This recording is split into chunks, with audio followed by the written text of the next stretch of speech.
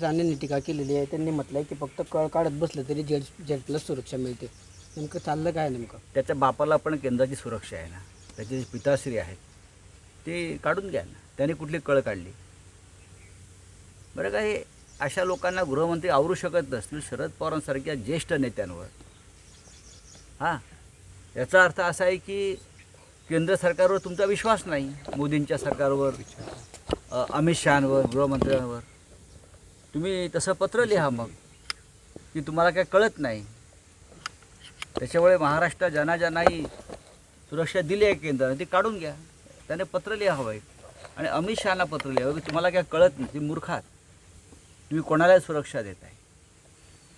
शरद पवारांसारख्या नेत्यांवर तुम्ही अशा प्रकारची भाषा करता आणि देवेंद्र फडणवीस राज्याचे मुख्यमंत्री तोंड शिवून बसलेले आहेत.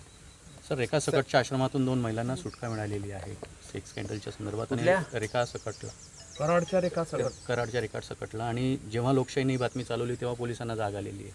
हो आहे ना, हे महाराष्ट्रात अशा घटना घडत आहेत आणि मुख्यमंत्र्यांकडे त्याची माहिती नाही आहे. साहेब, लाडकी बहीण योजनेचा जो निधी आहे तो आता 1% निधी सर्व ज्या महिला बालकल्याण योजना आहेत तो वळवण्यात आलेला आहे आणि त्याचा परिणाम हा आता इतर ज्या महिलांसाठी इतर अनेक योजना महिलांच्या त्याच्यामुळे रखडल्या आहेत.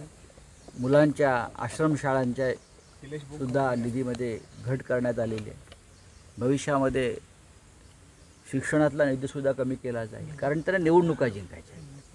निवडणुका जिंकण्यासाठी हे सरकार कोणत्याही थराला जाईल. जर सरकार आणण्यासाठी 50 रेडे कापू शकतात गुवाहाटीत जाऊन, तरी जनतेचे बळी घेतीलच. लाडका शेतकरी, मुख्यमंत्र्यांचा ताप अडवलाय. मुख्यमंत्र्यांचा ताप, मराठा समाजाने मुख्यमंत्र्यांचा ताप अडवलाय. मला असं वाटतं त्याच्यावरती त्या समाजाचे नेते अधिक चांगलं वक्तव्य करू शकतात. लाडक्या बहिणीप्रमाणेच लाडका शेतकरी योजनेची घोषणा केलेली आहे मुख्यमंत्र्यांनी काल.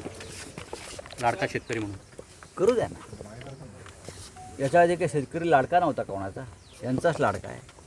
त्याने खरं म्हणजे लाडका गद्दार ही योजना आणली पाहिजे. लाडका गद्दार, लाडका बेईमान या योजनेची गरज आहे.